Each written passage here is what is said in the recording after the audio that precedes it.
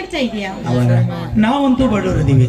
ನನ್ನ ಹಳೆಯರಿಗೂ ಹೇಳ್ತೀನಿ ಅವನು ನಮ್ಮ ಹಳೆ ಹೇಳ್ಯಾರ, ನೀವೇನು ಕೊಡ್ಬೇಡ ಮಾಮ, ಕಾಯಿ ಕನ್ಯಾಟ ಕೊಟ್ಬಿಡು, ಮದುವೆ ಮಾಡ್ಕೊತೀನಿ ಅಂತ ಹೇಳಿ. ಏನಣ್ಣ ನಿನಗೇನ್ 10 ಜನ ಮಕ್ಳಿದಾರ? ಇರೋದು ಒಬ್ಳು ಮಗಳು. ಹೆಣ್ಮಗುನ ಮದ್ವೆ ಮಾಡಿ ತವ್ರ ಮನೆಯಿಂದ ಗಂಡನ ಮನೆ ಕಳಿಸ್ಬೇಕಾದ್ರೆ ಯಾರಾದ್ರೂ ಬರಿಗೈಯಿಂದ ಕಳಿಸ್ತಾರ? ಅಣ್ಣ ನೀನೇನು ತಪ್ಪು ತಿಳ್ಕೊಳ್ಳಲ್ಲ ಅಂದ್ರೆ, ತಾಯಿ ಇಲ್ದೇ ಇರೋ ನಿನ್ ಮಗಳಿಗೆ ನಾವಿಬ್ರು ತಂದೆ ತಾಯಿ ಸ್ಥಾನದಲ್ಲಿ ನಿಂತು ಬಂಗಾರದ ಒಡವೆ ನಾವು ಉಡುಗೊರೆಯಾಗಿ ಕೊಡ್ತೀವಿ, ಅದನ್ನ ತಗೊಂಡು ಹೋಗೋಳ್ಳಾಕ. ಅಷ್ಟೇ ಅಲ್ಲ ಅಣ್ಣ, ನಿನ್ನ ಮಗಳ ಮದುವೆಗೆ ಬೇಕಾಗಿರೋ ದಾರೆ, ಸೀರೆ, ತಾಳಿ, ಅರಿಶಿನ, ಕುಂಕುಮ ಎಲ್ಲ ನಮ್ಮ ಮನೆಯಿಂದನೇ ಬರುತ್ತೆ. ಆಯ್ತ್ರಿ, ನಿಮ್ಮ ಸಂತೋಷನ ನಮ್ಮ ಸಂತೋಷ. ನೋಡ್ರುದ್ರ, ಇನ್ನು ಮಗಳು ಬೇರೆ ಅಲ್ಲ, ನನ್ನ ಮಗಳು ಬೇರೆ. ಇದು ನಮ್ಮ ಮನೆ ಮದುವೆ ಅಂತ ಅದ್ದೂರಿಯಾಗಿ ಮಾಡೋಣ.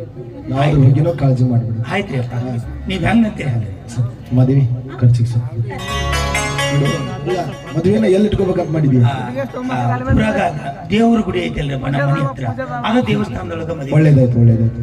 ಎಲ್ಲ ವ್ಯವಸ್ಥೆನ ಅಚ್ಚುಕಟ್ಟಾಗಿ ಮಾಡೋಣ, ಯಾವುದೇ ರೀತಿ ಕೊರತೆ ಆಗ್ಬಾರ್ದು. ಆಯ್ತ್ರಿ ಅಪ್ಪ.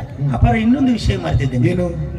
ತಂಗಿ ಮದುವೆಯಾಗ ಹಣ್ಣಿದ್ರ ಸಂತೋಷ ಆಗ್ತದೆ, ಚಿಕ್ಕದನ್ಯಾರಿಗೆ ಬಾ ಅಂತ ಹೇಳ್ಬೇಕು. ಹೌದಲ್ವಾ? ನಾನು ಫೋನ್ ಮಾಡಿ ಹೇಳ್ತೇನೆ. ಆಯ್ತ್ರಿಪ್ಪ, ನನಗಿನ್ನ ಭಾಳ ಕೆಲಸ ಐತಿ, ಮತ್ತೆ ಬರ್ತೇನೆ. ಸರಿ ಸರಿ ಆಯ್ತು, ಹೋಗ್ಬ.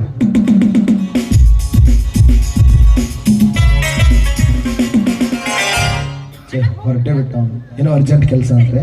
ಹೋಗಿ ಕೊಟ್ಟು ಬನ್ನಿ, ಮದ್ವೆಗೆ ಏನ್ ಬೇಕು ನಾನು ಅದೆಲ್ಲ ಲಿಸ್ಟ್ ರೆಡಿ ಮಾಡಿ. ಸರಿ ಸರಿ. ಬೇಗ ಬನ್ನಿ.